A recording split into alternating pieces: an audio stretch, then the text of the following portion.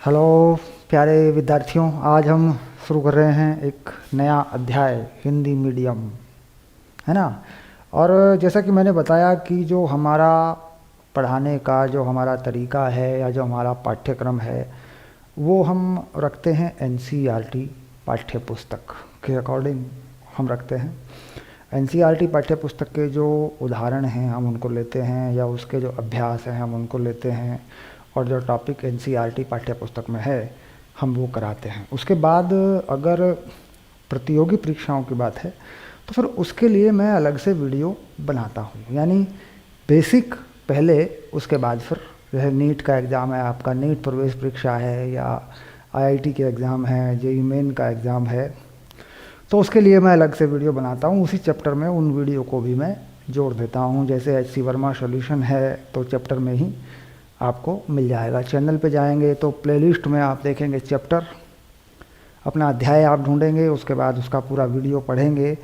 NCERT के जो प्रश्नावली हैं, जो उसके अभ्यास हैं वो करेंगे, उसके उदाहरण करेंगे। उसके बाद नीट के लिए, जेईई मेन के लिए या जेईई एडवांस के लिए जो सवाल अलग से बनाए जाते हैं वो कैसे बनते हैं, उन्हें कैसे हल करते हैं, उसकी क्या विधियाँ हैं, वो मैं आपको बताऊँगा। लेकिन क्या होता है कि प्रतियोगी परीक्षाओं के लिए बताए गए सिर्फ सवाल होते हैं, उनके हल करने के तरीके होते हैं। जो मेथड है, जो विधि है, जो प्रोसीजर है वो बेसिक में होता है। यानी जैसे कि हम कोई टॉपिक लेते हैं, एनसीईआरटी पाठ्य पुस्तक से लेते हैं तो पढ़ाते हैं, तो वो एनसीईआरटी पाठ्य पुस्तक पर आधारित होता है। उसमें भी जितने उदाहरण आवश्यक होते हैं प्रतियोगी परीक्षाओं के लिए, चाहे आपके स्कूल के एग्ज़ाम के लिए या बोर्ड एग्ज़ाम के लिए, वो वहाँ पर होते हैं। तो जब हम प्रतियोगी परीक्षाओं की बात करते हैं तो प्रतियोगी परीक्षाओं में हम थ्योरी या फॉर्मूला नहीं पढ़ते। हम थ्योरी या फॉर्मूला पढ़ते हैं अपनी एनसीईआरटी टेक्स्ट बुक के अकॉर्डिंग, या जो हमारी थ्योरी पढ़ने का हमारा तरीका है या थ्योरी पढ़ने की हमारी कोई किताब है, हम उससे पढ़ते हैं। तो इसलिए क्या है कि जो बेसिक है, जो थ्योरी है या जो मेथड हैं, जो फॉर्मूले बनाने के तरीके हैं, वो सारे के सारे टॉपिक में होते हैं। अब बात करेंगे आईआईटी की, नीट की, तो वहाँ पे क्या होता है कि टेक्निक होती हैं, कुछ टेक्निक बताई जाती हैं। और उससे पहले वो टेक्निक हमारी कब कामयाब होती है, वो हमारी टेक्निक तब कामयाब होती है जब हमने उससे पहले बेसिक में, अपने फॉर्मूले में, अपने डेरिवेशन में वो सारी टेक्निक डेवलप करी हों, वो सारी टेक्निक विकसित करी हों हमें। अगर हमने वो टेक्निक विकसित कर ली तो हम लगा देंगे वहाँ पे। हम क्या कर रहे हैं कि बेसिक छोड़ दे रहे हैं, थ्योरी छोड़ दे रहे हैं, फार्मूले बनाने के तरीकों को हम छोड़ दे रहे हैं, हम सीधे सवालों में टेक्निक लगाते हैं, तो हमें कामयाबी नहीं मिलती, क्योंकि हर सवाल में टेक्निक बदल जाती है।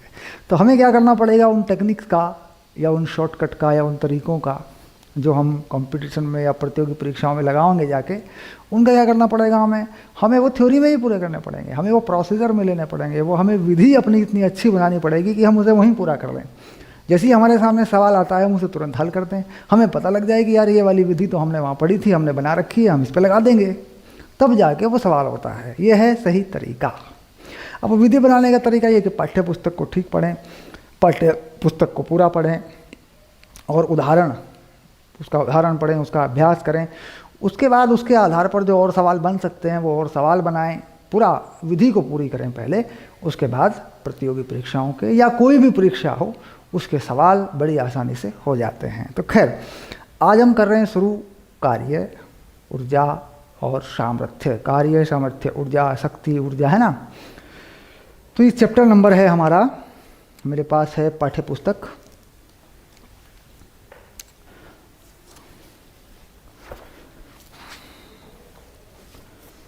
चलिए फटाफट शुरू करने वाले हैं।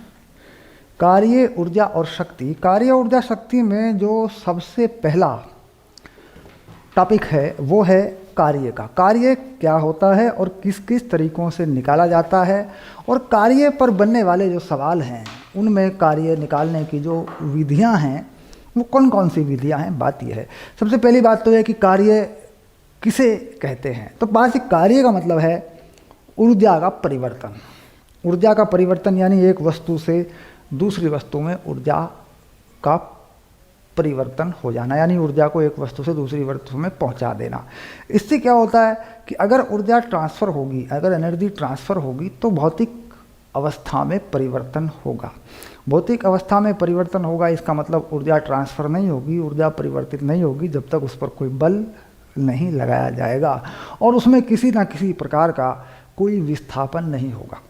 विस्थापन होने के तरीके बहुत हो सकते हैं, ऊर्जा ट्रांसफ़र करने के तरीके बहुत हो सकते हैं, लेकिन अगर हम बिल्कुल बेसिक बात करें, सबसे पहली जो बात करें जो हमने 9th क्लास में भी पढ़ी होगी कि कार्य कैसे परिभाषित किया जाता है, अब उसको फिर किस किस तरीक़ों से ऊर्जा परिवर्तित होती है वो अलग बात हो गई, फिर उसका फैलाव हो जाता है। तो कार्य का जो बेसिक परिभाषा है या उसका सूत्र है वो कैसे परिभाषित करते हैं, तो कार्य को परिभाषित करते हैं हम बल गुणा विस्थापन, बल की दिशा में विस्थापन या विस्थापन की दिशा में बल का कोई घटक। ठीक, यानी अदिश गुणनफल है। बल क्या है? सदिश राशि है। विस्थापन क्या है? सदिश राशि है। दो सदिश राशियों का अदिश गुणनफल है, यानी कार्य एक अदिश राशि है और कार्य का मापन होगा जूल में। ठीक, तो कार्य का मापन सबसे पहले लिख देते हैं, किस में होगा? कार्य का मापन होगा जूल में। ठीक, और जो बेसिक सूत्र बनेगा कार्य का वो किसी वस्तु पर लगाकर हम उसका अध्ययन करेंगे। मान लीजिए कोई वस्तु इस प्रकार किसी तल पर रखी है, ये मान लीजिए कोई तल है, ऐसे इस तल पर ये वस्तु रखी है।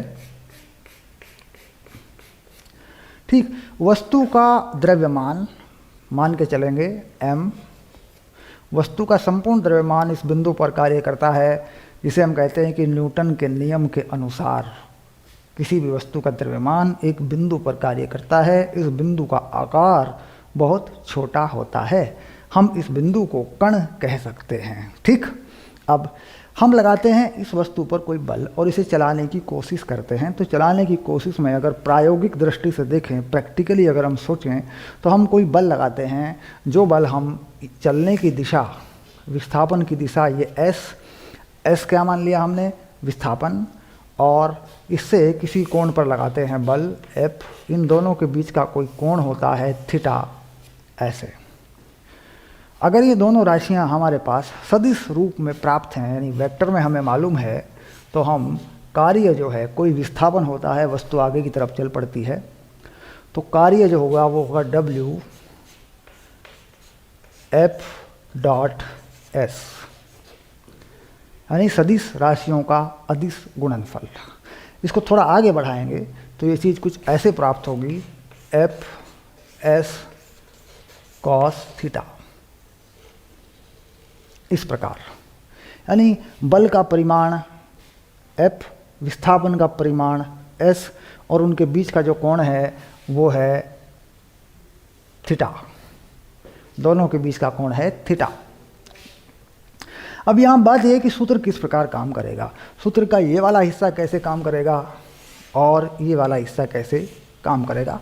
सबसे पहले तो हम इस बात को समझेंगे, उसके बाद ये कार्य इस बल द्वारा होगा आगे की दिशा में।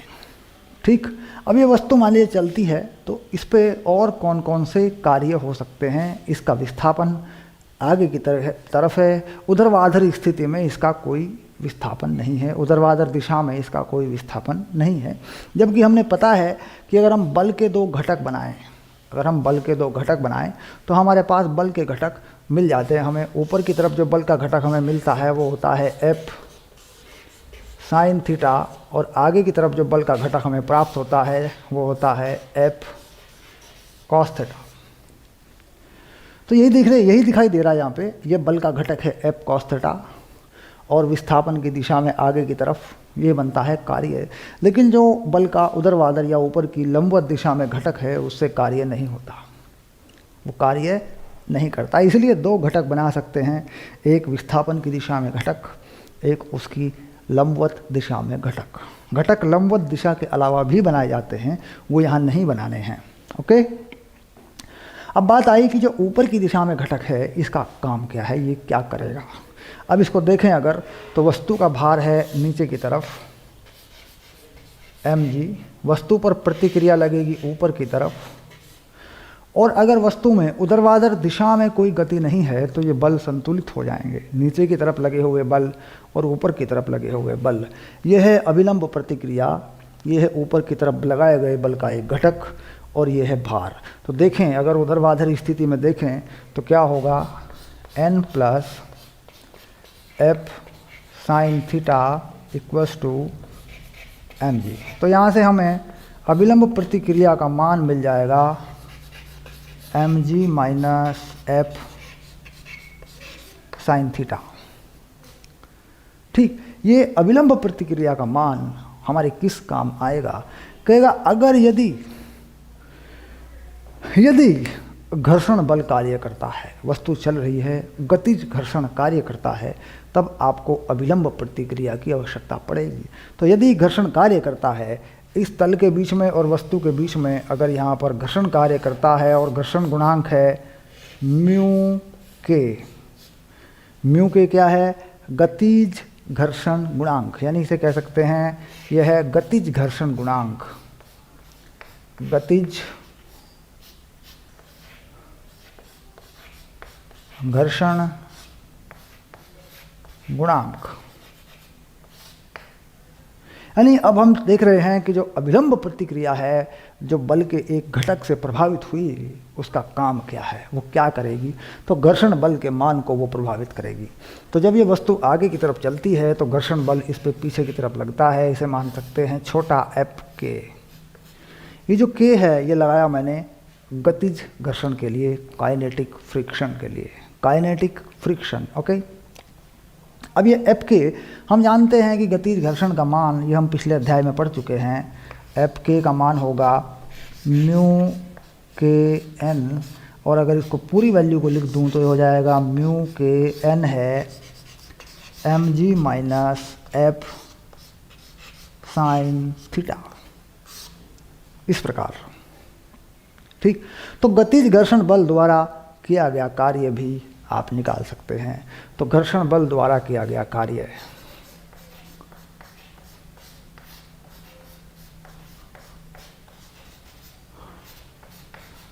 द्वारा किया गया कार्य, तो इसे कह सकते हैं W, और फ्रिक्शन फोर्स की जगह यानी घर्षण बल की जगह लगा सकते हैं F का निशान। ठीक, अब ये कार्य किस दिशा में है? हम देख रहे हैं कि जो घर्षण बल है वो विपरीत दिशा में है, विस्थापन आगे की तरफ है, तो दोनों के बीच में 180 अंश का कोण है, कोस 180। तो इस प्रकार लिख सकते हैं गतिज घर्षण बल S कॉस 180 डिग्री या अंश। तो एफ के का मान mu K M G minus F sine theta है ना।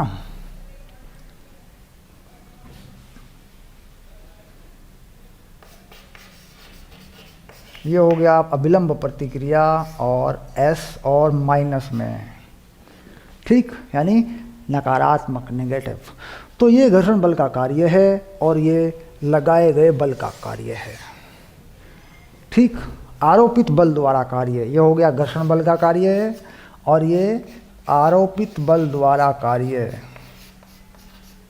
आरोपित बल द्वारा कार्य।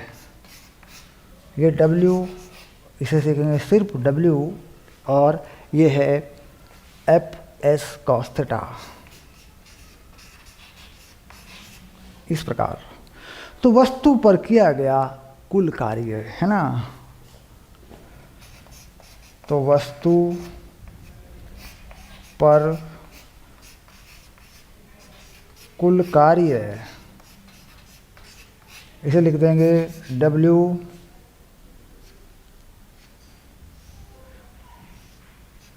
टोटल, WT ऐसे लिख दिया मैंने, देखो W टोटल, T का मतलब टोटल यानी कुल कार्य।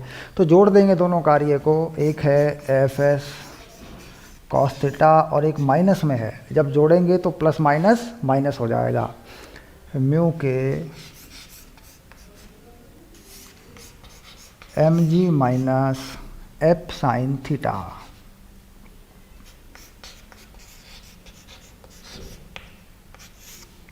तो ये है कुल कार्य जो वस्तु पर हुआ।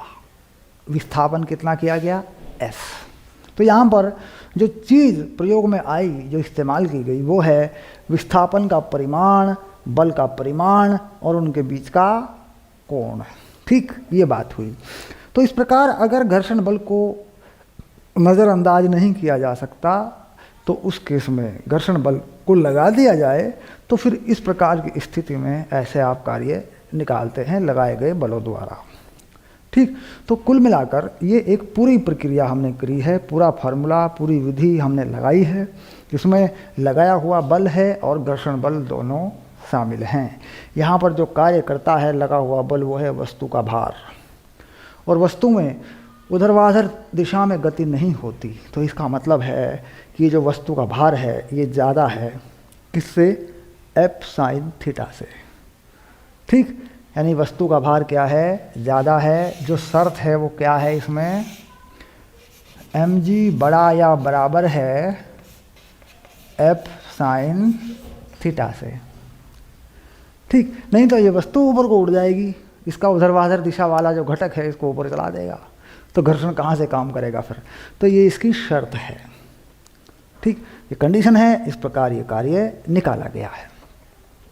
अब बात आई कि ये तो हमने साधारण कार्य निकाला और ये हमने इस्तेमाल किया परिमाण का, यानी बल का परिमाण, विस्थापन का परिमाण और उनके बीच का कोण अगर हमें मालूम हो तब। अब हम देखते हैं अगर हमें दोनों सदिश राशियाँ मालूम हो तो कैसे हम निकालते हैं। ओके,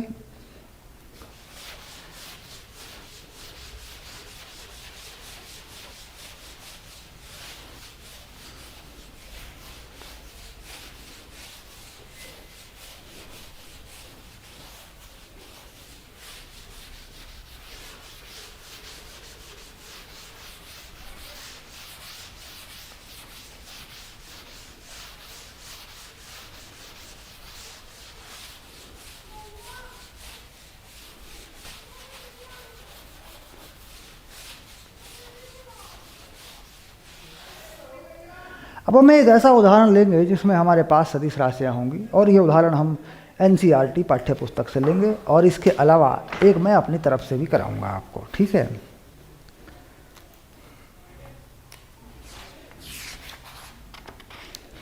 ये है उदाहरण संख्या 1, यानी छठे अध्याय का पहला ये उदाहरण है। अदिश गुणनफल पर ये उदाहरण है, तो लिख देते हैं यहाँ उदाहरण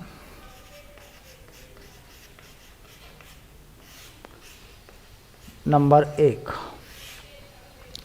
किसी वस्तु पर लगाया गया बल दिया है और वस्तु में विस्थापन दिया है, उनके बीच का कोण ज्ञात करें और कार्य भी ज्ञात करें। दोनों बातें हैं। सवाल यहाँ पूछा गया सिर्फ कोण का है, लेकिन हम कार्य पर भी बात करेंगे, कार्य कितना होगा। तो वस्तु पर लगाया गया जो बल है वो बताया जा रहा है, सदिश बल है ये,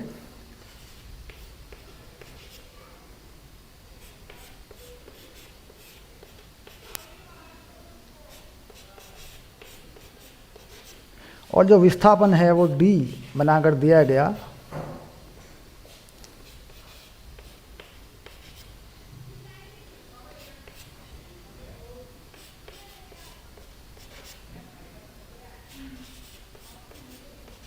तो तीनों दिशाओं को व्यक्त करता हुआ ये जो है सवाल है, जिसमें विस्थापन भी तीनों दिशाओं में है।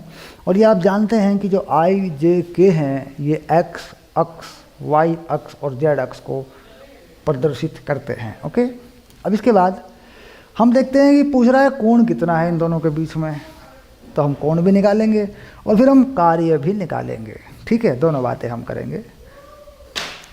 तो कार्य निकालते हैं, अगर वर्क निकालते हैं, अगर सबसे पहली बात अगर हम कार्य निकालते हैं तो कार्य होता है अदिश गुणनफल, यानी बल गुणा विस्थापन। सिंपल सी बात है।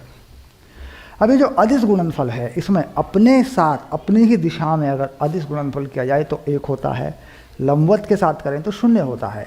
तो इसका मतलब सीधे सीधे गुणा करेंगे, I.I 1 होगा, 5 तिया 15, तो 15 हो गया प्लस में, 16 भी प्लस में और ये भी 15 प्लस में, क्योंकि माइनस माइनस प्लस होते हैं। तो ये आ रहा है 15, 15, 30 और 16, 46, 46 जूल। ये हो गया उत्तर। ये है कार्य, ये हमने कार्य निकाल दिया। अब हम करते हैं बीच का कोण। F और D के बीच का कोण, तो अदिश गुणन का जो फॉर्मूला है, अदिश गुणन का जो सूत्र है, उसके आधार पर देखते हैं। यानी A अदिश गुणन B, A का परिमाण, B का परिमाण और बीच का कोण थीटा। तो इस प्रकार देखें, अगर इन दोनों का अदिश गुणन आया है 46, तो यहाँ लिख देंगे 46। अब देखते हैं ए का परिमाण, इसका परिमाण देखते हैं। परिमाण कितना होता है, वेक्टरों का वर्ग जोड़ते हैं, फिर उसका वर्गमूल कर देते हैं, चाहे प्लस हो बीच में चाहे माइनस हो, परिमाण निकालने का तरीका। तो इसका परिमाण कितना होगा, पहले वाले का 3 का वर्ग हो गया 9, 4 का वर्ग हो गया 16, 5 का वर्ग हो गया 25। दूसरे वाले का परिमाण 5, 4, 3, इसमें भी वही नंबर हैं, यानी 25, 16, 25 प्लस 16 और प्लस 9, और बीच का कोण कॉस थीटा।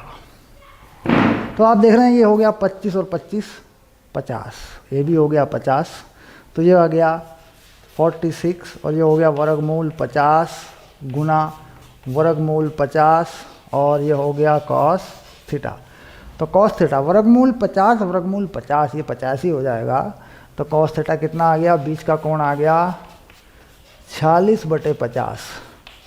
थीटा को इन्वर्स करके निकाल सकते हैं, कॉस इन्वर्स 46/50।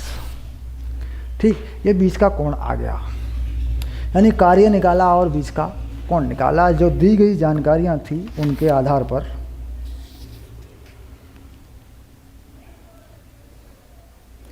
अब इसमें कुछ हमने गलती करी, 5 के 5 तिया 15, 5 तिया 15 प्लस होगा FD 4 4 16, दोनों प्लस हैं, ठीक है। 3 पंजे 15, 4 चौक 16 और दोनों माइनस हैं, 15 होगा, लेकिन उत्तर में दिया है 16, तो इसका मतलब कुछ मिसप्रिंट है। किताब में मिलाएंगे तो मिसप्रिंट मिलेगा आपको, ठीक है। क्योंकि किताब में बाद में जो प्रश्न में दिया है वो -5 के है, लेकिन जो हल किया है वो माइनस और प्लस से हल किया है, ठीक। तो मिसप्रिंट वाली बात है। खैर आगे चलते हैं, दोनों बातें हमने निकाली। अब देखते हैं कि कार्य निकालने की जो दूसरी विधि है वो किस प्रकार हम निकाल सकते हैं, कार्य दूसरे तरीकों से किस प्रकार। देखिए, विस्थापन देने का तरीका है। विस्थापन देने का तरीका क्या है, दूसरा उदाहरण मैं आपको देता हूँ।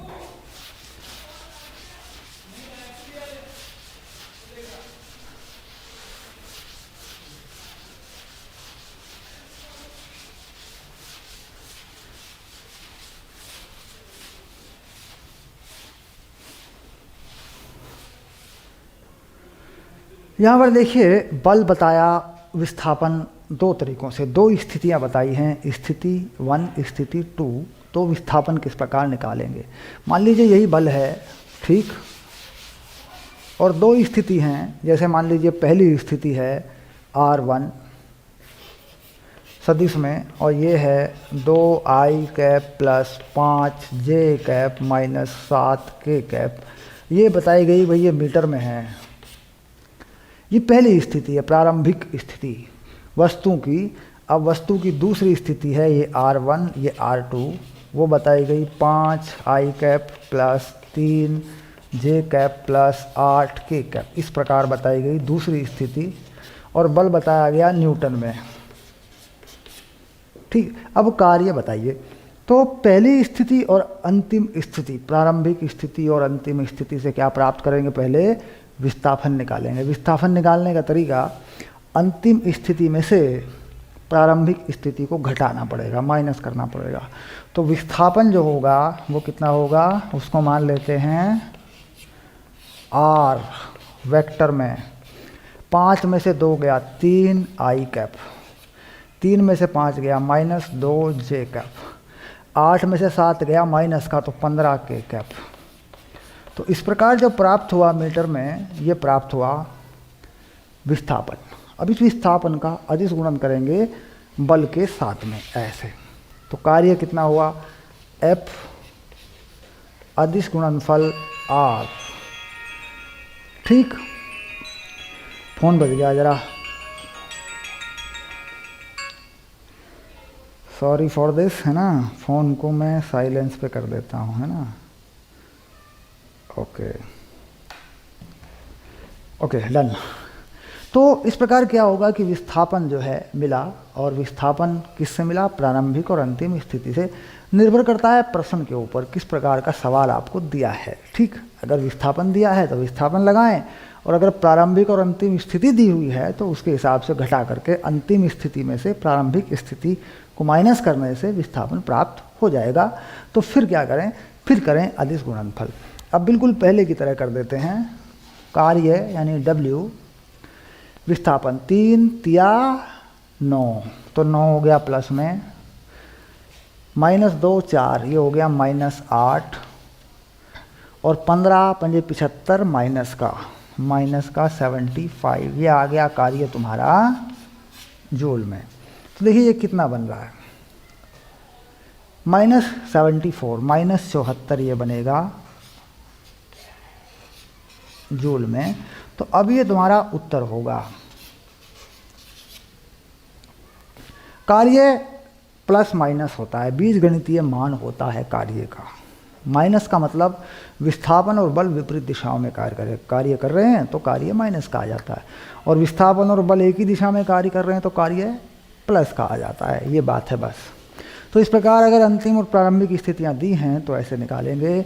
अब चलेंगे अगली विधि के ऊपर, और क्या क्या विधियां हो सकती हैं।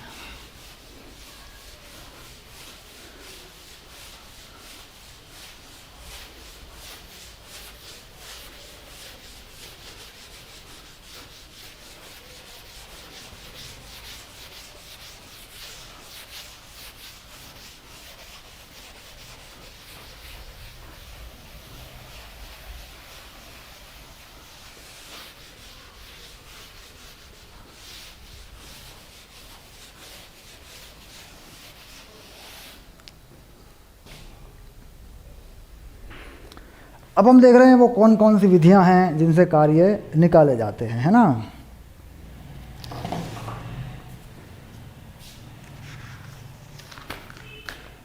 अब सबसे पहला जो महत्वपूर्ण बिंदु है वो क्या है इसमें, सबसे पहला देखिए मैंने पूरी लिस्ट बना रखी है, कैसे कैसे कार्य आपको निकाल के दिखाना है मुझे, ताकि ये पूरा हो जाए प्रतियोगी परीक्षाओं के लिए भी और आपके स्कूल की परीक्षाओं के लिए भी, है ना। सबसे पहला है गुरुत्वीय बल द्वारा किया गया कार्य, ऊर्ध्वाधर दिशा में या आनत तल पर। तो इस बात पर बात करते हैं पहले।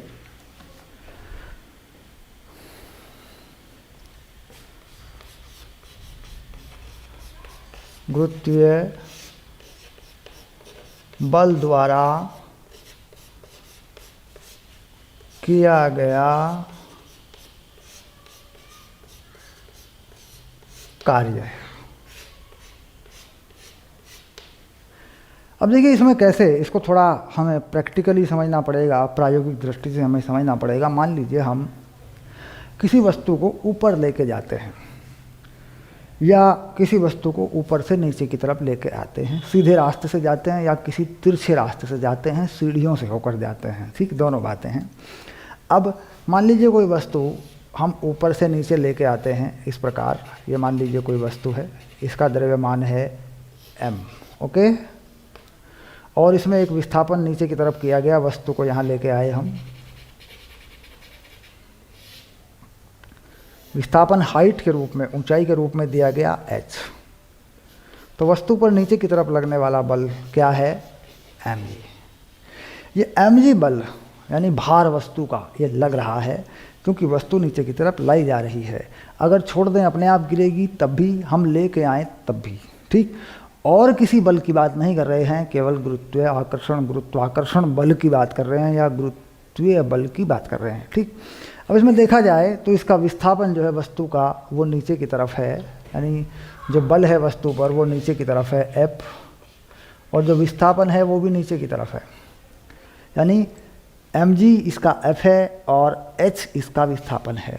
तो इसमें सीधे तौर पर कार्य परिभाषित हो जाएगा, फार्मूला बन जाएगा W mgh और cos 0, तो कार्य हो जाएगा mgh।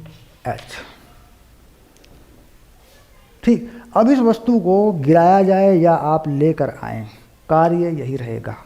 दूसरी बात, अगर हम इस वस्तु को तिरछे रास्ते से लेके आएं, सीढ़ियों के रास्ते से लेके आएं, तो क्या होगा। अब तिरछे रास्ते से या सीढ़ियों के रास्ते से लेके आने का तरीका देखो, ये हो सकता है ऐसे, यहाँ से किसी वस्तु को लेके आएं,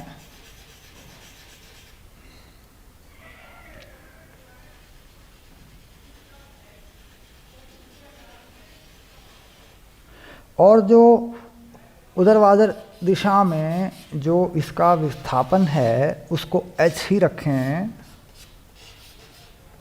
ऐसे, और इस वस्तु को यहाँ से यहाँ लेके आ जाएं, मान लीजिए ऐसे लेके आए यहाँ पे,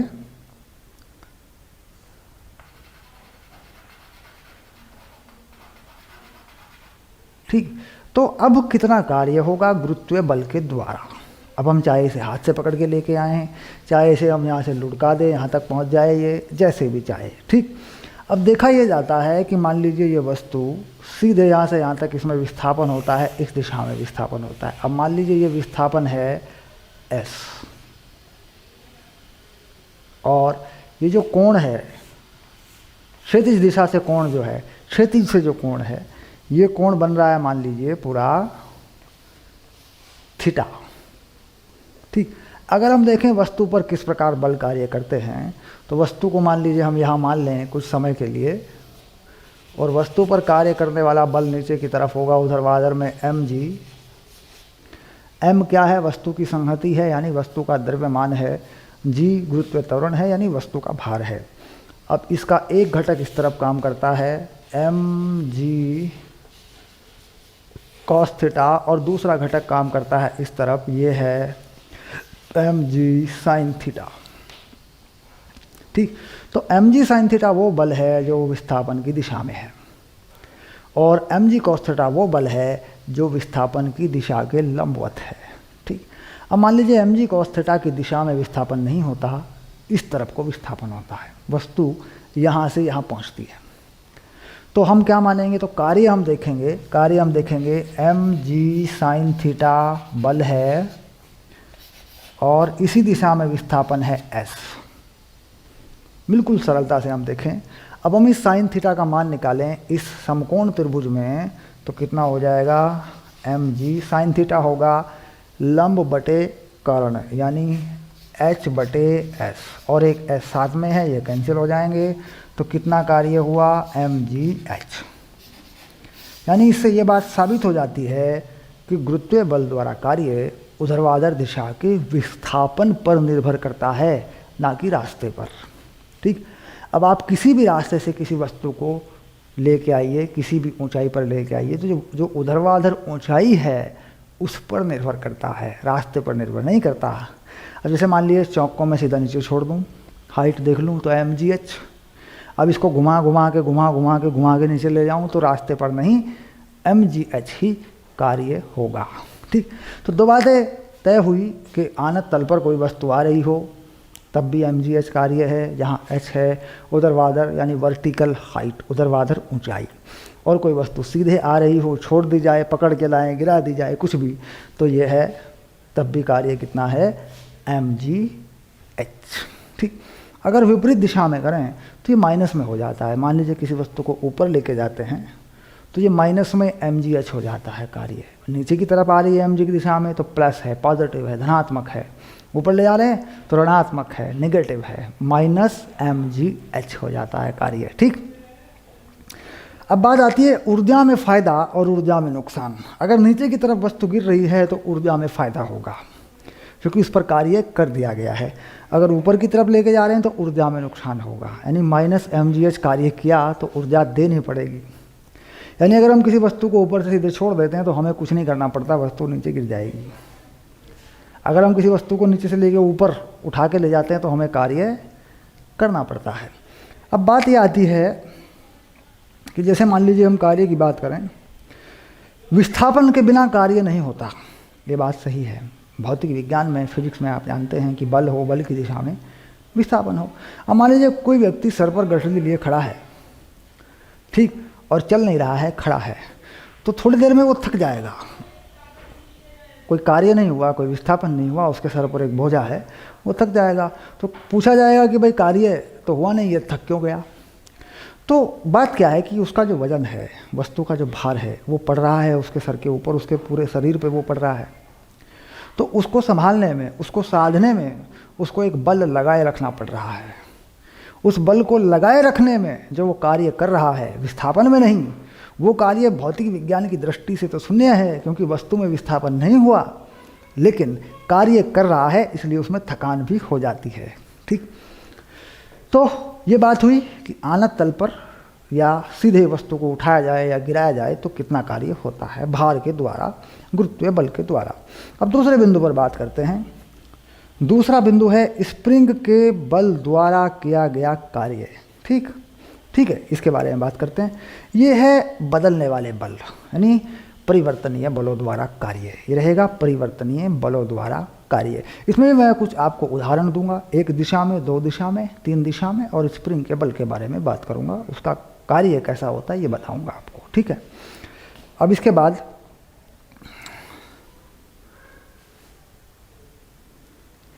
बिल्कुल सही बात है, ये वीडियो हमारा लगभग 40 मिनट का हो चुका है। अब हम परिवर्तनीय बलों द्वारा कार्य या इस टॉपिक को, कार्य को आगे बढ़ाएंगे अपने अगले वीडियो में। ठीक है, ओके।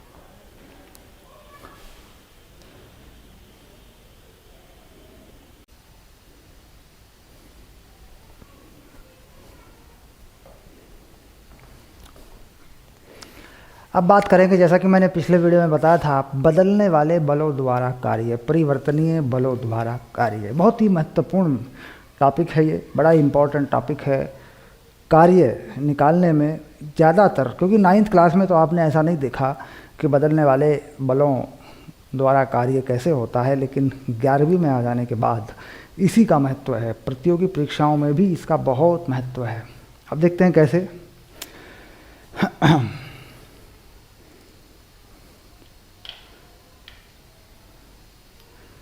तो लिखते हैं परिवर्तनीय, है ना, देखो परिवर्तनीय बलों द्वारा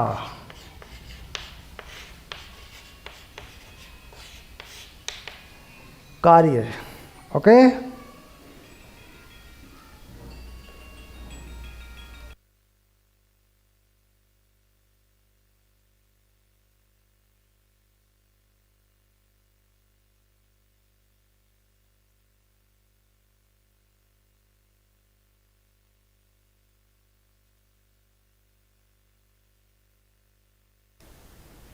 ओके डन। फ़ोन आ गया बीच में, emergency phone. Okay, sorry for this. इससे पहले के वीडियो में भी फ़ोन आया, इसमें भी फ़ोन आया। खैर कोई बात नहीं।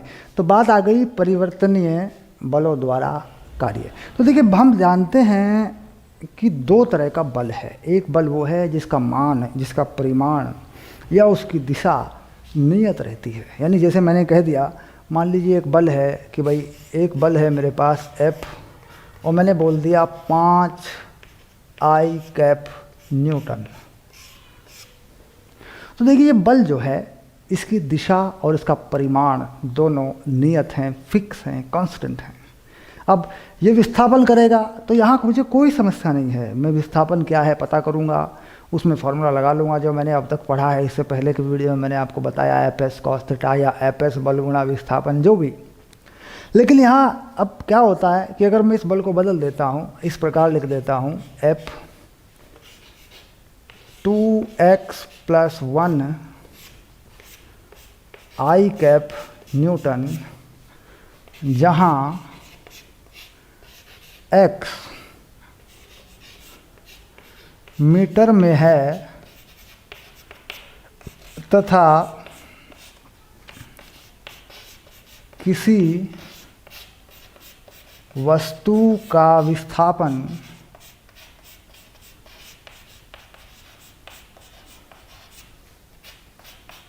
x अक्ष पर x1 1 मीटर से x2 3 मीटर तक होता है तो बल द्वारा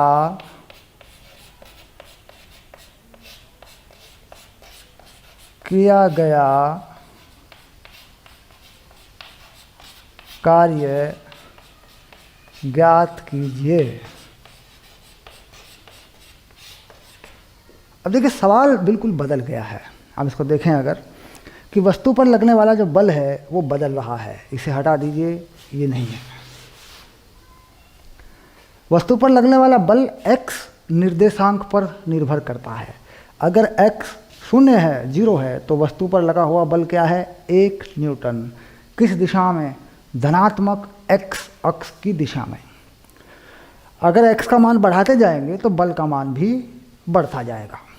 और विस्थापन कहाँ से कहाँ तक हुआ है? कहता है 1 मीटर से लेके 3 मीटर तक यदि वस्तु का विस्थापन हुआ है तो उस वस्तु पर कितना कार्य इस बल ने किया है। तो यहाँ पर सीधे बल गुणा विस्थापन करने से मसला हल नहीं होता, क्योंकि हम बल का मान x की जगह पे क्या लगाएंगे? 1 लगाएंगे, 3 लगाएंगे। विस्थापन तो हम लगा देंगे 3 से 1 तक। हम जानते हैं 1 मीटर से 3 मीटर तक गया तो कितना विस्थापन हो गया? 2। 3 माइनस 1। लेकिन बल का मान हम क्या लगाएंगे? औसत मान लगाएंगे। कोई नियम नहीं है, औसत कुछ नहीं है। हम कोई गिनती नहीं कर रहे हैं कि चलो इनका औसत ये होगा। तो हमें यहाँ करना पड़ेगा इस्तेमाल समाकलन विधि का। तो ये एक उदाहरण मैंने बना दिया जो बदलने वाले बलों से संबंधित है, जो अक्षों पर बदलते हैं। ठीक। अब ये बल विस्थापन पर निर्भर है, x पर निर्भर है, स्थिति पर निर्भर है, और इसका गुणा होना है विस्थापन के साथ में। छोटा सा विस्थापन लेंगे। अब इसका तरीका क्या है? यानी इसे करेंगे हम समाकलन द्वारा, समाकलन विधि।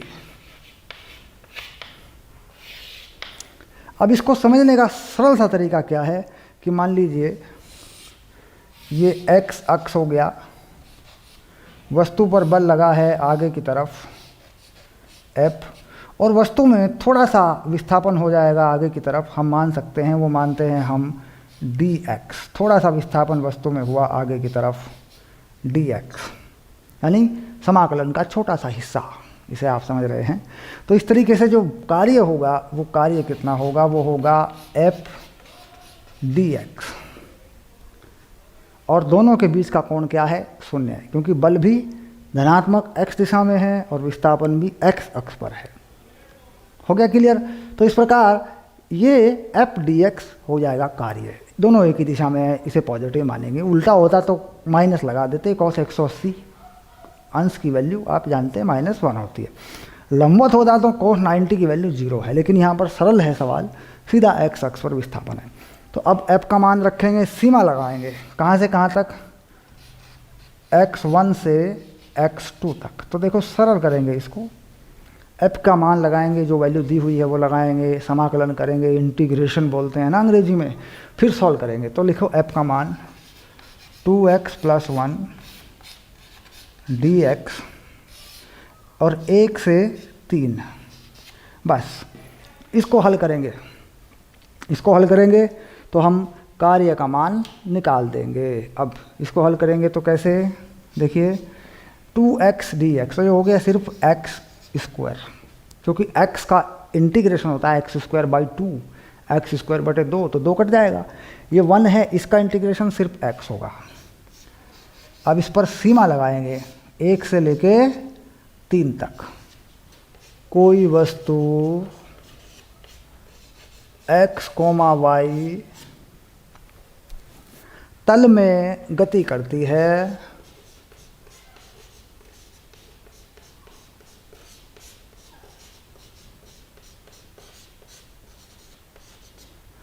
तथा उस पर लगाया गया बल, उस पर लगाया गया बल F सदिश एक्स आई कैप और 2 वाई जे कैप न्यूटन है। ठीक, जहाँ x और y क्या है, निर्देशांक है, मीटर में है। जहाँ x और y मीटर में हैं, ऐसे मीटर हैं या मीटर में हैं, जो भी है।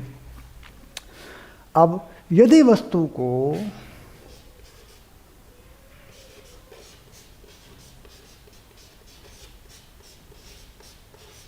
निर्देशांक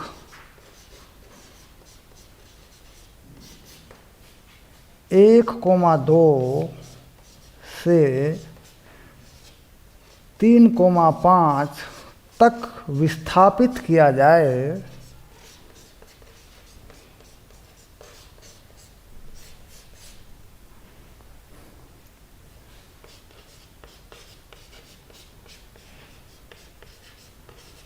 तो बल द्वारा किए गए कार्य की गणना कीजिए। बल द्वारा किए गए कार्य की गणना कीजिए। किए गए कार्य की गणना कीजिए। ये बन गया तुम्हारा सवाल। ठीक, यानी थोड़ा सा पहले वाले से थोड़ा सा मुश्किल हो गया क्योंकि 2 हैं। अब देखिए बात क्या है, विस्थापन किसे मानते हो, बल किस प्रकार हो सकता है। तो बल को अगर देखें सामान्य स्थिति में तो बल इस प्रकार हो सकता है, एफ एक्स आई कैप, एफ वाई जे कैप, एफ जेड के कैप। यानी बल में तीनों घटक हो सकते हैं, एक्स अक्ष वाला, वाई अक्ष वाला और जेड अक्ष वाला। इसी प्रकार विस्थापन भी तीनों दिशाओं में हो सकता है। अगर विस्थापन को एस मान लें या डी एस मान लें, थोड़ा सा विस्थापन, तो ये हो सकता है डी एक्स आई कैप, डी वाई जे कैप और डी जेड के कैप। ये भी विस्थापन है। अगर एक्स अक्ष में विस्थापन हुआ है तो D X F X D X, F Y D Y, F Z D Z. अगर इसे कर दें पूरा, सूत्र बना दें पूरा, तो कार्य यानी जो वर्क है वो कितना होगा, एफ डॉट डी एस, और अदिश गुणन के अनुसार F X D X, F X D x, इसको इंटीग्रेट कर दें, इसका समाकलन कर दें, उस पर सीमा लगा दें। इसी प्रकार एफ वाई डी वाई, इस पर भी सीमा लगा दें। इस प्रकार एफ जेड डी जेड, इस पर भी सीमा लगा दें।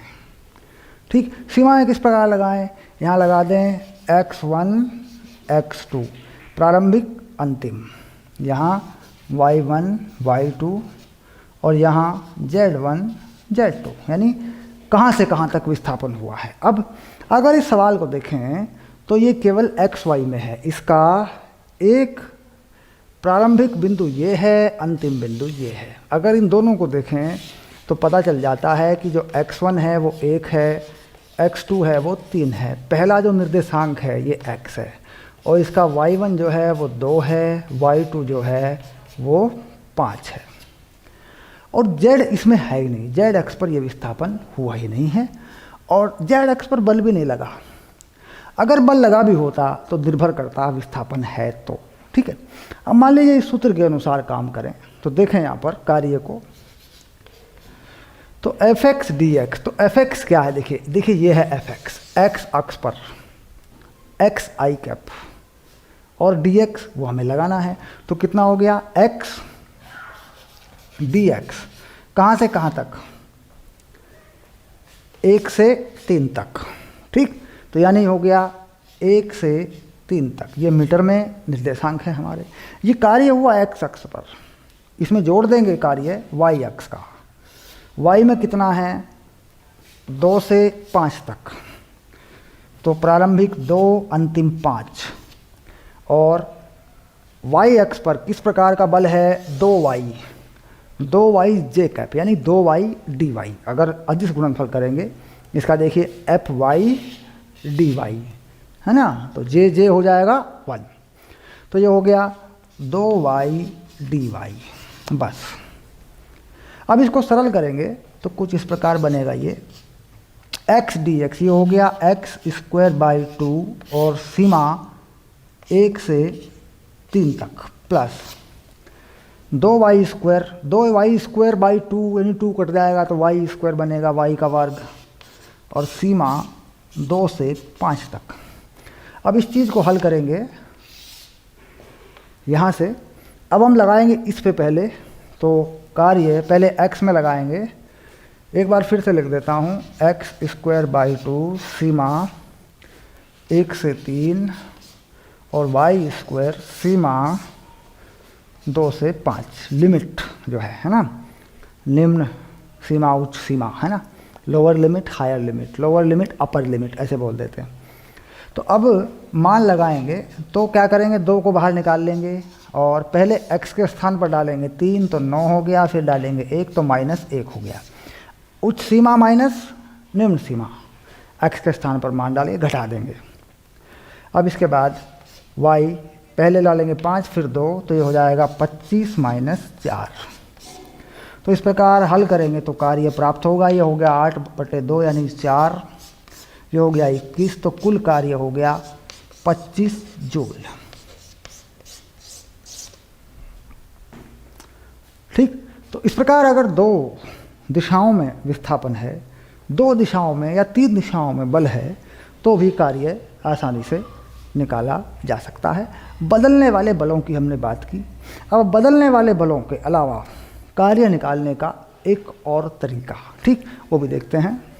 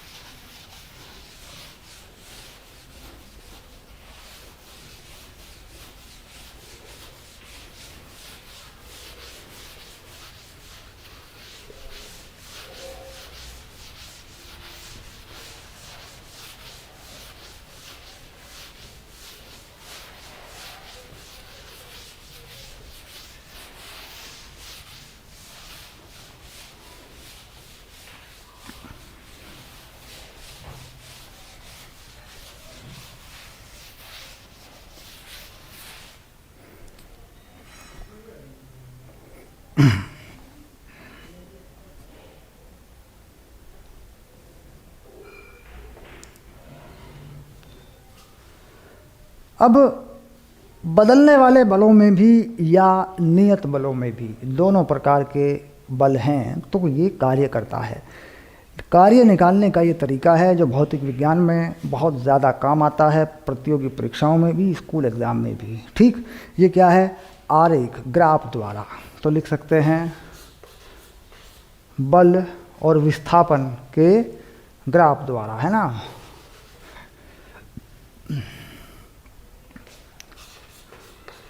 बल तथा विस्थापन ग्राफ द्वारा कार्य ज्ञात करना, है ना। तो अब इसमें क्या होता है कि आपके पास एक ग्राफ होना चाहिए बल और विस्थापन के बीच में, यानी बल और स्थिति के बीच में ग्राफ होना चाहिए। बल और स्थिति के बीच में ग्राफ, तो स्थिति से क्या करेंगे, माइनस करके निकाल सकते हैं विस्थापन। अब जैसे देखिए मैं बताता हूँ, मान लीजिए इस तरफ है बल यानी F, और इस तरफ x अक्ष पर मान सकते हैं ये है विस्थापन,